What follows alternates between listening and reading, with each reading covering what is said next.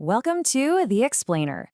Today, we're going to put on the mastering engineer's hat and try to solve a puzzle that is, honestly, at the very heart of almost every professional record. It all comes down to a single choice that can completely define the character of a song.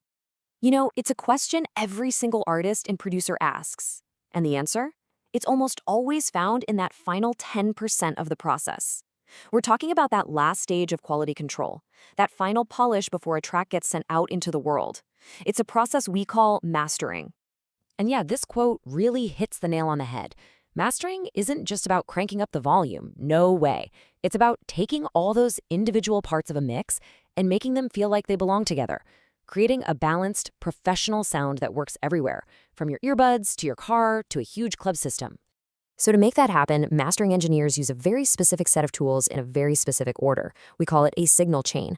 And the goals are super clear. Fix any frequencies that are out of whack, smooth out the loud and quiet parts, get the track competitively loud without destroying it, and, this is the big one, make sure it sounds great no matter where you listen to it.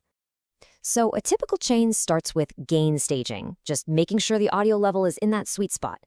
Then comes the tool we're going to focus on today, corrective EQ. After that, you've got compression to glue it all together and a limiter to get the final loudness. But right there, at the very start of the chain, that EQ presents a massive choice.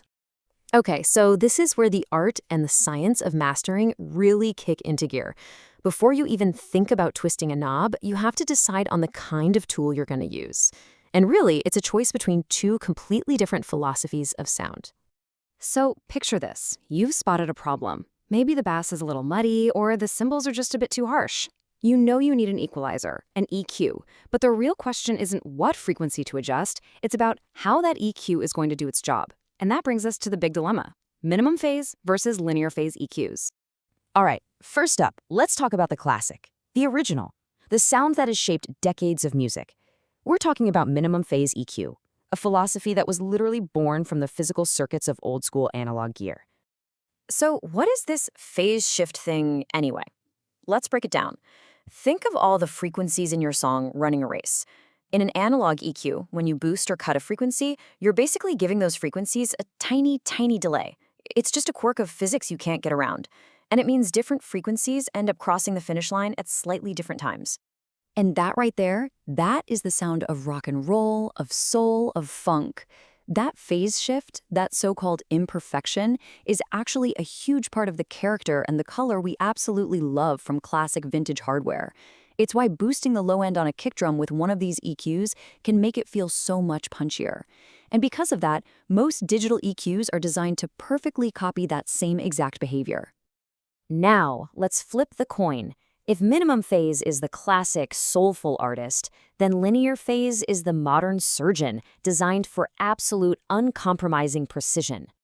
A linear phase EQ does something that's, well, it's pretty mind-blowing. Let's go back to our race analogy.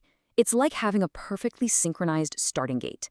The algorithm looks at all the audio coming in, and it holds all the frequencies back for just a millisecond to make sure every single one of them starts the race at the exact same time. It perfectly preserves the original timing of the track. Zero phase shift. And this just goes to show you the incredible power of digital processing. I mean, this level of perfect timing accuracy is physically impossible to create with analog circuits. It's a powerful tool that can only exist inside a computer. So that brings up the big question, right? If linear phase is technically perfect, why on earth don't we just use it for everything?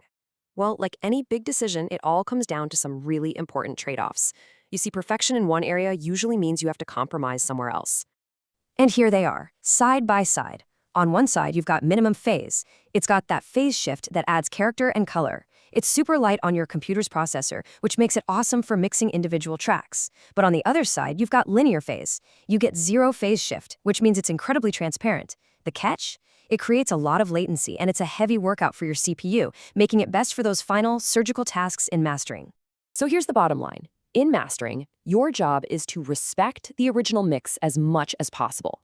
A linear phase EQ lets you go in and fix a problem frequency, like, say, a nasty ringing sound, without messing with the fundamental character or the balance that the mix engineer worked so hard to create.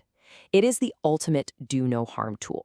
All right, so once that critical EQ choice has been made and the track is perfectly balanced, the audio keeps moving down the line to the final gatekeeper, the one that controls loudness and impact. We're talking about the limiter. Now, the limiter's job sounds simple, but trust me, it's tricky in practice. Its goal is to raise the overall volume of the track so it can compete on Spotify or the radio, but it has to do it without adding any nasty distortion or digital clipping.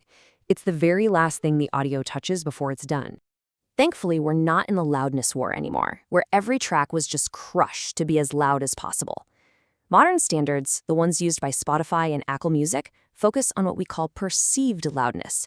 We measure this in LUFS, which is basically just a fancy way of measuring how loud a track feels to the human ear. And this is great because it means we can make masters that are both loud and have some breathing room, which is a way better listening experience. And here's one last little pro tip for you.